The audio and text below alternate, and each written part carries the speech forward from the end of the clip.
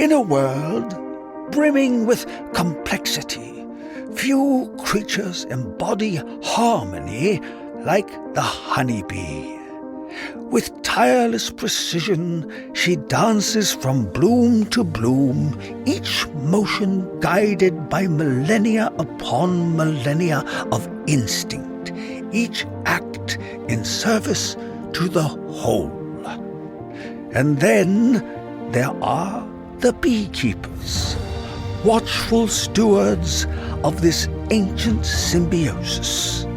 Part agri-scientist, part poet, they move along their hives with the efficiency of Moe, Larry, and Curly, tending to the bees' needs as best they can comprehend, and with the infrequency of a waterfall in the Sahara, sometimes running off, flapping and flailing like a penguin on a hot sidewalk. This is their journey.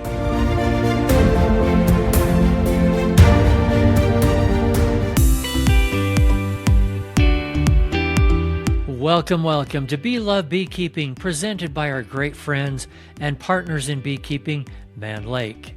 By the way, if you haven't yet, please subscribe to and follow this podcast. Tell your friends about it and click on over to beelovebeekeeping.com to sign up for our free newsletter. Today's guest is a beekeeper in British Columbia, Canada, and we're going to be discussing his custom-designed, home-built, long-laying hive. It was even made with wood from a tree on his own property. First, how about a couple of feel-good stories from the world of beekeeping? Here's a headline that happened just a few miles from where I live. Quote, firefighters saved 25 million honeybees stuck on an overheated tractor trailer on a Utah highway.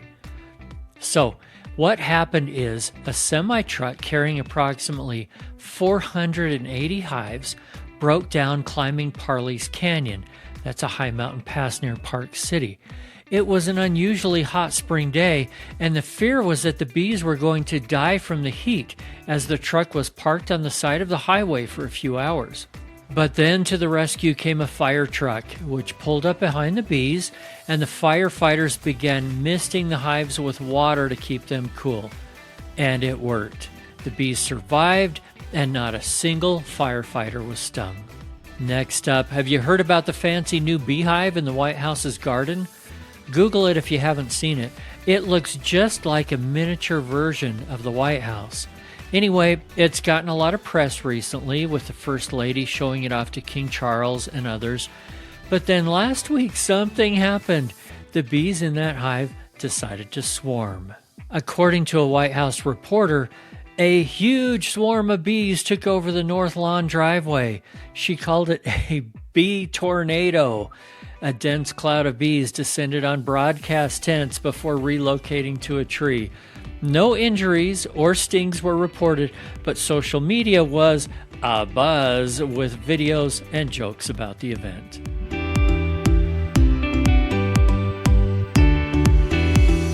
I'd like to welcome to the show today. Wow, this is going to be different today. This is going to be fun. I've got Curtis Nielsen here, a.k.a. fill in the blank, Jack. Jack Lumber. Jack Lumber. Yeah. So if anybody wants to find him on Facebook, I don't know, or are you on other social media too? No, that's it, just Facebook. Okay. Look up Jack Lumber, because we're going to be looking at and talking about his hive design today. And this is especially unusual that someone who doesn't have beekeeping experience and wants to jump in would jump in such a big way to not only build their own hive, but build a big one, make modifications. Let's start with this. Jack, what got you interested in beekeeping in the first place? To be honest, I'd have to say it would be the health side of things with the family, and just the negative effects of sugar and the positive effects of honey. I wanted to supplement out the sugar and in with the honey. And, you know, when you're a small family on a tight budget, sometimes you can only afford one of those kilos of honey per month, and that's not quite enough. So I was hoping to be able to build a hive that would provide me with enough honey to support the needs of my family. I've actually been known to tell some beekeepers, if you're only in it for the honey, it might be cheaper to go buy it someplace. I'm learning that. Because as a hobby, this can get a little bit expensive, but you also put your talents to use building equipment and stuff. So that helps a ton. As you were looking at getting into beekeeping, there are a lot of choices as to what kind of beehive you're going to use, right? There's regular Langstroth, there's top bar, I don't even want to start trying to name all of them, but what got you interested in doing this kind of a design of a long Langstroth? So when I first started doing my research, I ended up talking to a bee supplier, slightly local bee supplier. And like you said, with the budget, he was telling me that I should be budgeting around $1,200 to kind of jump in this season. And I was like, well, that's great. I got about $700 in the budget for it. So that's where I started thinking that, hey, I might not be able to afford to hop in with both feet. So I wonder if I could possibly build my own hives. I then started researching that and just looking at the standard Langstroth, and I don't want to ruffle any feathers, but that's just not a very beautiful system, and most standards aren't. The standards they're meant for traveling and all sorts of things, where obviously this one doesn't. This thing's not going to move. I don't think I could move it if I wanted to. So then I really started thinking, this is, I hate to say it, but this is a really ugly beehive to me, you know what I mean? And it's like, I'm back in Crown Land. These bees that I'm trying to catch are coming out of, 200-year-old furs. So for me to take them from there and then put them into here, it just didn't seem right. So I started thinking like, hey, there's got to be a different hive than the standard Langstroth. And that's when I found these long Langstroths, and they're all different. Every single one was different. And my first thought was like, this is something that I can make beautiful, you know what I mean? Not just for myself, but for the bees. I got a little farm here, and I do the same type of thing with, I got a nice barn, and it's just for the sheep. They might not appreciate it, but you got a nice barn, nice home for the sheep, you get nice milk, you got a nice chicken coop, you get nice tasting eggs. So I figure, if I give them a nice big bulky house to live in, I'll get good honey. I like it. By the way, where do you live?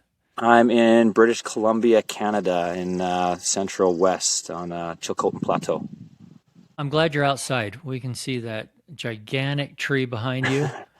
I can't really tell what kind it is, though. I can't see it quite well enough. Is that a ponderosa? It might just be, it's one of the pines. I'm not sure which one of the pines. I don't think it's a jack pine, but one of the pine trees, yeah. For this hive design, and let me just say this up front because it's slightly complicated the way we do this podcast. The majority of our audience is listening on one of the podcast apps. We also put out the video of our conversation on YouTube. On that video, I'll insert a couple of pictures of your hive so people can see it. But let's assume that the majority of people can't. So when we start talking about what it looks like, we're going to have to use a lot of descriptive words. My first question for you is, do you mill your own lumber? Yes, I do. And so when I see the live edge on the roof, that makes sense because you were able to mill that yourself, because that kind of wood is not that easy to find. You're not going to get it at Home Depot. No, absolutely not. This whole hive, almost the whole hive, came from one 8-foot log about 24 inches in diameter. And it was kind of planned out before it was milled, so I could, every slice was going to a certain aspect of this hive. I have the trays are made out of a 1/2-inch slice of it that's 15.5 inches wide. Solid wood, not a single piece of plywood in the whole hive. That is really cool. Before we jump into yours, why don't we just talk about long langs in general? Jack, I don't know how much you know about them. I know you do quite a bit. You did a lot of research. But for those that aren't familiar, basically a long Langstroth is, instead of stacking boxes up like in a normal Lang system, it's as if you're stacking them side by side. So you would have what looks like a brood box, but it's going to be 3 or 4 feet long instead of just the width of one box.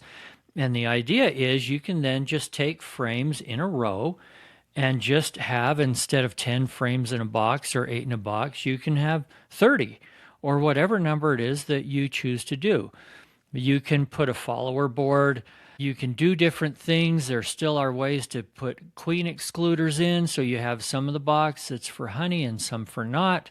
But it's all horizontal. And for people that maybe have a hard time lifting really heavy boxes, it can be a wonderful system because you shouldn't have to lift anything heavier than one frame at a time, unless your lid's heavy. So that's the general idea. Do you have anything to add to that? You kind of hit it on the mark there. It's especially good, and that's what I found. Like a lot of the people in this ecosystem are in it due to the ease of inspecting frame by frame, lifting frame by frame, rather than the whole honey super. And that's where it kind of brings me also to the inline configuration. That half of this is the inline configuration, which also goes even beyond just the horizontal ergonomics and puts those frames directly in front of you, so that there's no twist motion when you're pulling them out. Yeah, good point. Of course, you're young enough that shouldn't be a problem yet, but maybe one of these days. Yeah, correct. All right, let's talk about your hive design because it's not a normal long laying either. You've made some modifications. Give us an idea how big it is, how long, how wide, how tall. Is it on a stand? Explain the thing. Okay, so like you said, it was made out of all live edge Doug fir, all 2-inch planks. The box is 80 inches long, which allows for me to do 2 entire inline systems if I chose to. I chose to keep it as half long laying, half inline, just because I've never really dealt with either ecosystem. So now I'll be able to work one, immediately work the other, and really get a handle on my preference of which one I prefer. Okay, before you move on, I want us to make sure we understand that. Long laying, and you said inline. Yeah. So you have some frames going one direction, and then there's a great big divider in the middle, as if you have 2 hives, and then you have some going the other direction, correct? So I got about a 2-inch divider in the middle. So when I was researching this hive, a lot of the things I was doing is going through a lot of the posts and topics and just trying to find people's problems and solve the problems within my hive before building the hive. So that's what brought me to the center divider, to completely divide the hive in half, because people were having a problem with cupping, their wood cupping, because obviously the inner part of the hive is moist and the outer part is sitting in the sun. So I really wanted to firm that up with that center divider, because another big aspect, I guess we can get into 2 theories of why I built it this way afterwards. So go ahead. You were explaining why you're going to have some frames going, I can't really call them vertical and horizontal because everything is horizontal, but you have some where the skinny end is towards you and some where the wide end is towards you, in other words. So the inline would be the perpendicular ones to the body, and those are 2 chambers. So like with the inline model, you're set with your 2 chambers. Mine are 13 because I made them square so that I could, if I wanted to switch it back to inline, it's just a matter of taking out that mounted queen excluder and it's back to inline. Versatility was a big plan with this hive. So the inline system is set up for a 13 frame brood box and a 13 frame honey box, separated by a permanent queen excluder.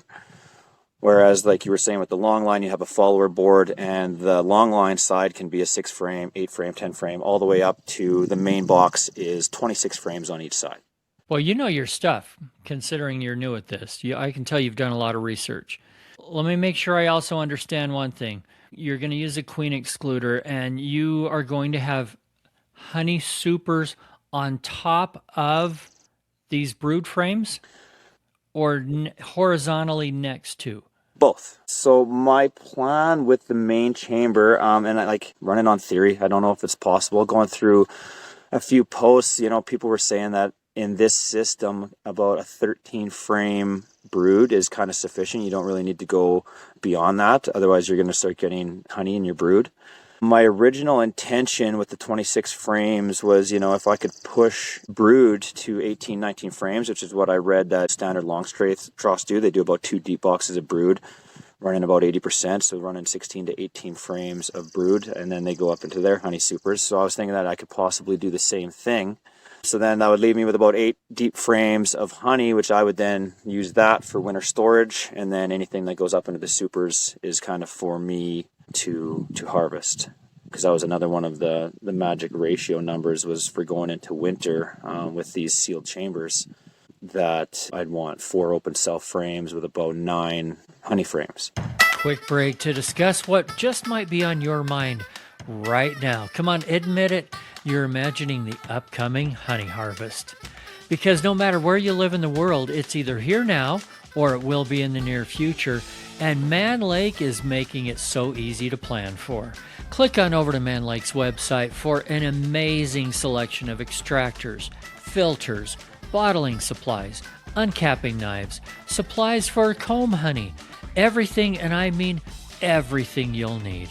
But if you aren't there quite yet, and the honey flow is right around the corner, make sure you have extra supers on hand.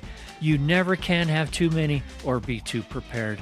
And right now, Mann Lake is offering podcast listeners $10 off your next order. Just enter code MLBLOVE10 at checkout. That's manlakeltd.com, discount code MLBLOVE10. So that's kind of my goal, is to hit those amount of deep frames, and then anything else goes into the medium frames for me to harvest.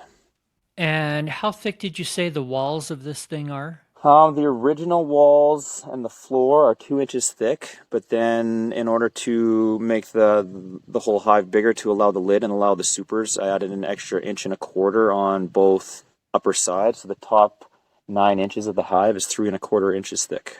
That's a lot of insulation. That's a lot of R value. And the lid will be insulated, and that's where it kind of comes to the whole hive is kind of based off the condensing hive method. Why don't you explain that a little bit for those that aren't familiar? Okay, so the condensing hive method is basically the research that I found. It was based off of a fellow's research up in the Yukon, a guy by the name of Tardif. He was beekeeping up there and really wanted to find out what was going on with his hives, filled them full of sensors. And what he found was that the sealed chamber, the only vent being your entrance, was beneficial to the bees in many ways. So everybody's worried, and like I've seen this in all the beekeeping groups, when you're building stuff, it's like everybody's venting. And according to this guy's research, there should be 0 venting in a climate like mine, in a northern climate. Absolutely none. And people worry about, the CO2 buildup and the moisture buildup, and these are actually, what he has shown, beneficial to the bees. So the CO2 buildup actually puts them into a state, I can't remember what it's called, epoxy or something like that, but basically a hibernation state. So this hibernation state allows them to slow down their entire body to actually, kind of go to sleep. Whereas I find the normal vented systems that maybe the bees, and like these are the ones that are going through tons of honey, they're not getting to go into that hibernation state. So they're working all winter long. When I seen this research, I was like, it just clicked with me. I'm like, this makes sense. Like, I live in the forest. I've never seen a vented tree in my life. They're not out there. So why are we venting these hives the way that we are? And another apparent benefit to this condensing method is that this CO2 chamber will kill off the mites. So not only has, they get their hibernation state, but, nature's kind of solved this mite problem with itself, is, hey, they go hibernate in this super condensed CO2 chamber, and it's going to kill off the mites that are present. All right, I need you to send me a link to that research. I have to admit I'm not familiar with it, and I would love to read it, because some of this stuff sounds counter to what a lot of us have learned, but I'm open-minded. Yeah. I would love to read it. And I tell you what, you will find something over the next few years on this beekeeping journey of yours, is that some things that work for one person may not work for you. You have to be willing to adjust and change, or you've got it all figured out already, and we'll see.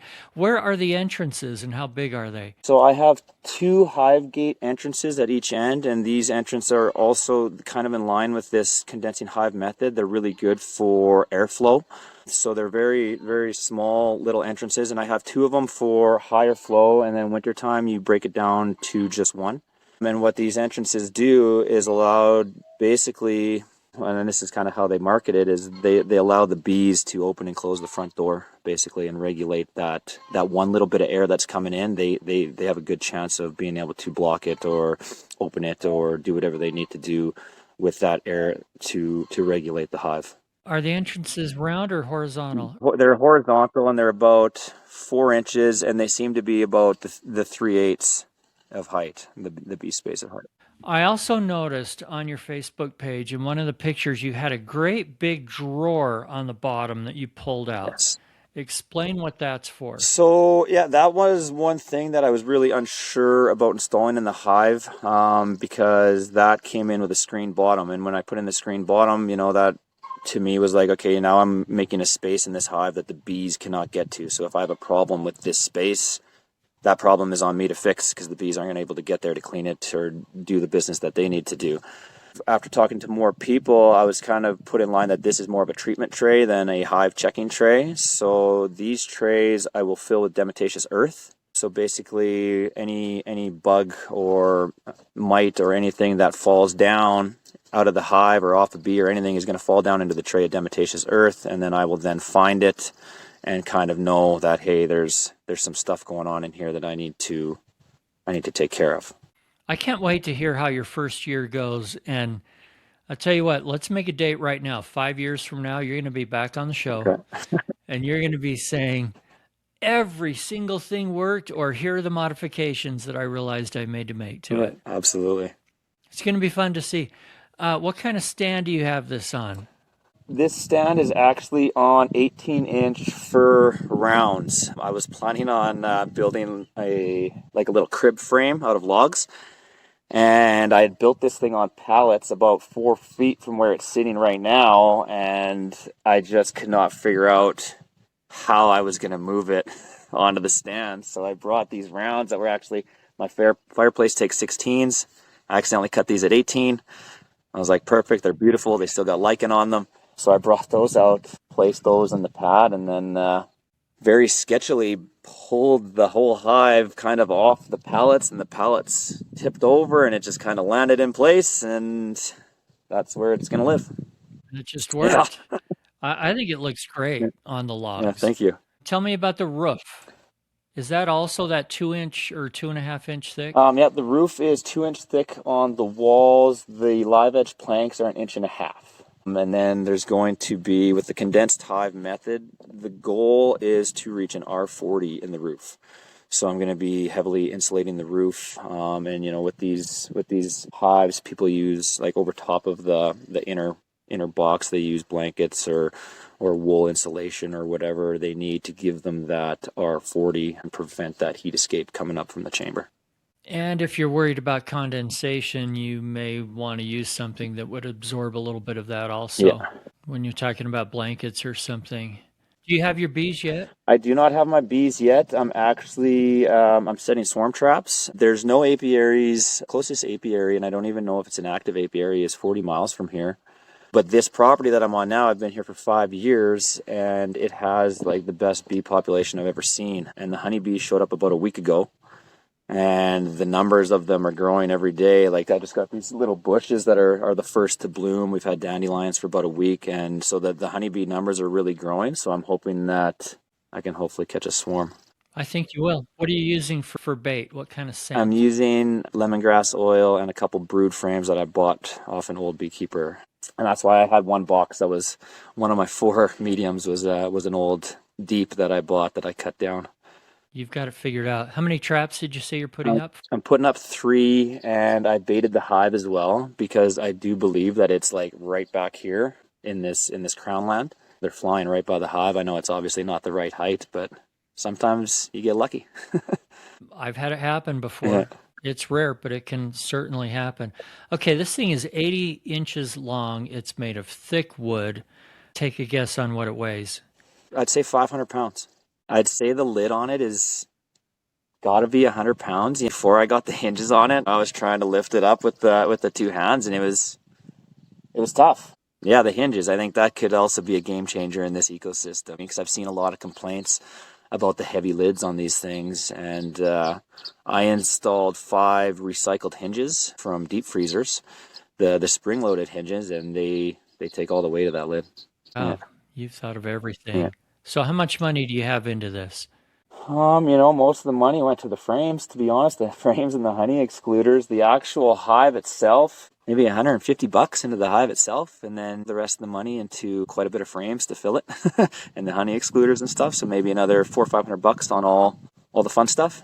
Probably not even that much. That is so awesome. I wish you all the best of luck. Swarm traps. Oh man, I wish we could count on them. Yeah. They work great. They just don't always work every single time. We've had people on this podcast that live down in the south of the U.S., and they're just catching swarms right and left, it seems like. Up where I am, if I put out a half a dozen, I'll catch one or two a year, and that's it. And I've had like 1 year where I caught zero. So I think you're doing everything right, and I think you deserve to catch a swarm or two. And no commercial beekeepers are going to beat down your door to buy a hive like this because it doesn't make sense for them, but it makes so much sense for you.